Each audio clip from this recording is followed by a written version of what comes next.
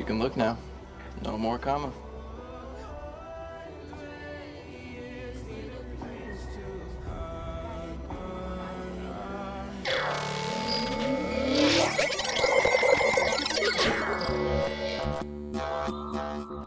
Hey, you lovely people, Lisa here, and 13 Reasons Why Season 2 crammed so much stuff into its 13 episodes that sometimes I got lost keeping track.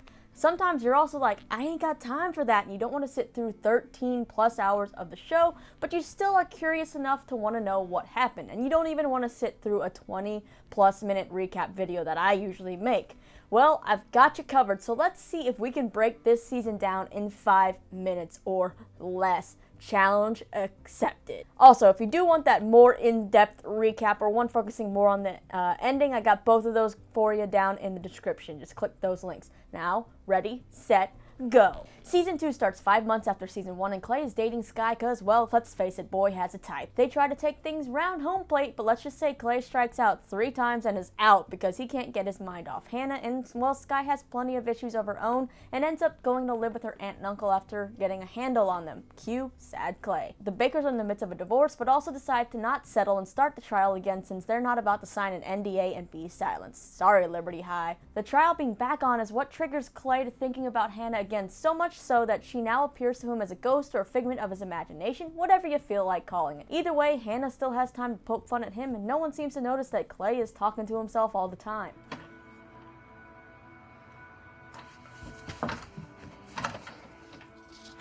All the people who were on the tapes in Season 1, with the exception of Sherry and Alex, because, well, his doctors don't clear him to testify, are called onto the stand. Plus, Alex is also missing part of his memory from the month leading up to his suicide attempt, so he spends the majority of the season trying to remember one specific thing that he thinks could be a key with this case. Clay also isn't called to testify at first, but he does end up being called by Mrs. Baker. The douchebag defense lawyer who was on the school side does her best to make the people on the stand reveal things about Hannah we didn't know and basically do a lot of massive victim blaming.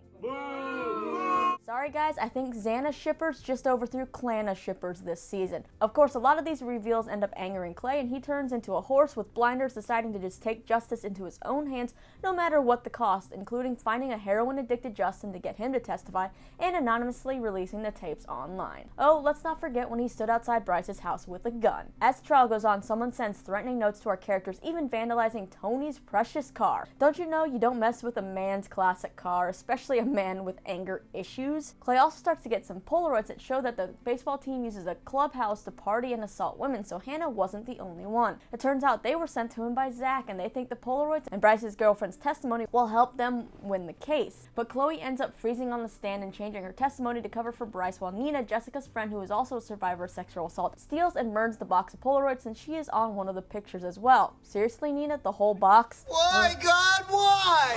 Even with Mr. Porter and Justin calling out Bryce, the Bakers end up losing the case. So what is there left to do? With her friend's support, Jessica marches to the police station and files criminal charges against Bryce because she's ready to tell her story. Justin also gives a statement, which of course gets him in trouble too, but he thinks it's worth it. It's so nice to see douchebag Bryce in handcuffs, especially since he gets a boner just remembering raping Hannah. Ow! But sadly, life is unfair, and it's the reason things really need to change. I'm looking at you too, Brock Turner, and all you douchebags like him. The judge tries to say both Bryce and Jessica made bad decisions, but Bryce ends up being able to start over with just 3 months probation and a new school, while Justin ends up with 6 months probation. Since Justin's mom is nowhere to be found, possibly because meth Seth killed her, he has nowhere to go, so Clay and his parents offer to adopt Justin. Hug me, brother!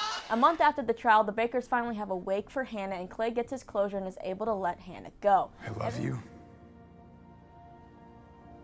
And I let you go. Everyone seems to be on the up and up for the most part. Mrs. Baker is going to live out one of Hannah's dreams and go to New York. Alex and Jessica are dating. Tony's dating his boxing trainer Caleb. Courtney's out and has a girlfriend. Zach is everyone's BFF, and even Mrs. Jensen has turned around and is now working with the Baker's lawyers on cases similar to Jessica's. Justin, however, has slipped back into using heroin, plus creepy Seth is lurking around waiting for him. Mr. Porter was also fired, but he did his best to fix things the best he could this season. One person, though, who hasn't had an easy go of things is Tyler. He was still getting bullied after his testimony testimony and when the tapes came out. He was friends with Alex, but Zach ruined that, so Tyler turned to this punk alt poser kid named Cyrus, and the two tore some shit up like blackmailing Marcus and vandalizing a baseball field. They ended up having a falling out though, and Cyrus ignored all Tyler's warning signs when Tyler kept saying, "Hey, I want to end these people." Principal Bolin ended up sending Tyler to a diversionary program for kids with behavioral guidance issues, and after a month, Tyler returns to school a changed man. Bryce's lackey Montgomery turns out to be the one who vandalized the cars and sent all the threatening notes that almost messed up the entire trial, and because of that and, well, many other factors, Bryce decides to kick that boy to the curb. Monty tries to tell him everything is Tyler's fault and they need to get him, but thankfully Bryce at least made one good decision in his life and tells Monty, "Peace out." Monty is pissed now and blames Tyler for his ruined life, and he and his teammates brutally beat and rape Tyler with a mop in the bathroom. This pushes Tyler over the edge, and he shows up to the spring fling dance the next day ready to shoot up the school. Thanks to a warning text to Cyrus's sister though, everyone has a heads up, but Clay makes the dumb move of running outside to confront Tyler and even telling people not to call the police. Like, he really could handle this? Not sure about that, dude. Clay is just lucky he's able to talk Tyler off the ledge, and he shoves Tyler into Tony's car, and Tony drives off, leaving Clay holding the gun as the police get closer to the school, and that's pretty much it. Let's just say a whole lot happened in season 2, and it was really hard to condense it down to these 5 minutes,